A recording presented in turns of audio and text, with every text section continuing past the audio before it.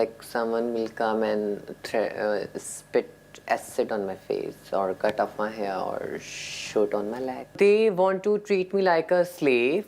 Whenever he feels free to do a sex, so I should be available. Or whatever he said, I have to fulfill that, his fantasies. Paris filed 3 complaints against this man identified by the police, but there was no follow-up. The authorities do not value transgender people, according to her. I'm facing so many difficulties because I've had a sex change, transitioned, and care about my appearance. If I had known this before transitioning, I would have just killed myself. What we face the things and we see the faces of society, of a man's, I don't think like girls or boys can see that. Since 2018, Pakistan has benefited from one of the most progressive laws in the world for transgender people. It prohibits any kind of discrimination against so-called khwaja siras. Yet they are still marginalized, often reduced to begging or prostitution to survive.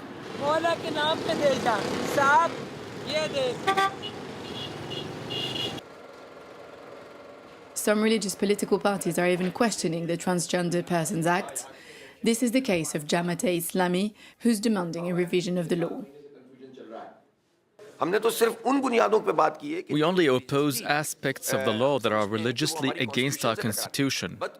Unfortunately, in Pakistan, there are people who want to use this law to corrupt our country's society and culture. These people are only doing this to satisfy the West. In Karachi, as in the rest of the country, the transgender community is mobilizing. One of its leading voices is Mehroob Moiz Awan, a medical graduate and development consultant, currently unemployed. I'm a doctor, clipped out from hospitals. I'm a development sector professional, clipped out from development sector agencies. I'm an academic, clipped out from universities. Clip her out. Snuff her out. Let's see if she survives or not. It wasn't like that. This is specifically a post-transition reality. It hasn't happened before. Much of her daily life is devoted to fighting for the rights of transgender people like herself. Hello. How are you? In this organization, she volunteers with transgender people who've been marginalized and who are victims of transphobia. We reached our goal of HIV testing for people who recently registered as transgender. We even went to a number of new districts where we registered new transgender people. The problem right now is that we have a large number of transgender people that we've only tested once.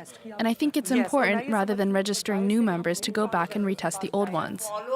You're right. In the follow-ups, we have a higher number of positive cases. Recently, 3 transgender people who had tested negative before were positive, and my colleague had 4 positive cases out of 13. That's a huge number. For the next 4 months, our strategy should be to retest all transgender people who were only tested once before in the last 3 months. Point that they basically raise that these are bad people, khwaja sira people are bad people, they do sex work, they do begging, they have nothing nice going on about in their lives, and then that's when we stand up and we said, yeah, that's because of marginalization. It's not that transphobia in Pakistan has increased, it's that transphobia in Pakistan has now been glamorized, celebrated, legitimized, and literally become the key to unlocking all sort of social acceptance. She blames the fundamentalist religious discourse that has gained momentum in the country and a generalization of transphobic crimes.